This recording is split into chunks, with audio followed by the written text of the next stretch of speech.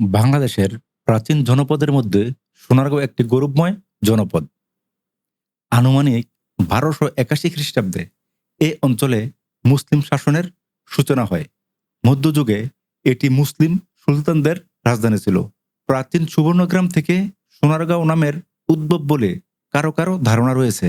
অন্য ধারণা মতে ভারভূঁইয়া প্রধান ঈশা খাঁর স্ত্রী সোনাবিবির নাম অনুসারে সোনারগাঁও নামকরণ করা হয়।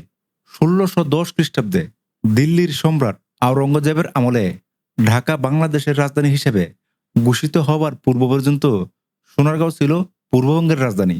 ঈশা খাঁ ও তার বংশধরের শাসন আমলে সোনারগাঁও ছিল পূর্ববঙ্গের রাজধানী। রাজধানী ঢাকা থেকে ২৫ কিলোমিটার পূর্ব দিকে সবুজের সমারোহ আর বনানীর শ্যামলিমায় মনোরম স্থাপত্যশৈলী এবং প্রাকৃতিক সৌন্দর্যে ছায়া ডাকা, পাখি ডাকা, হৃদয় ছোঁয়া নৈসর্গিক পরিবেশ পর্যটকদের মন কেড়ে নেয় সোনারগাঁও। তাই তো প্রতিদিন দূর দূরান্ত থেকে হাজার হাজার পর্যটক চলে আসে ঈশা খাঁর রাজধানী সোনারগাঁও। ভিডিওটি ভালো লাগলে শেয়ার করে দিন।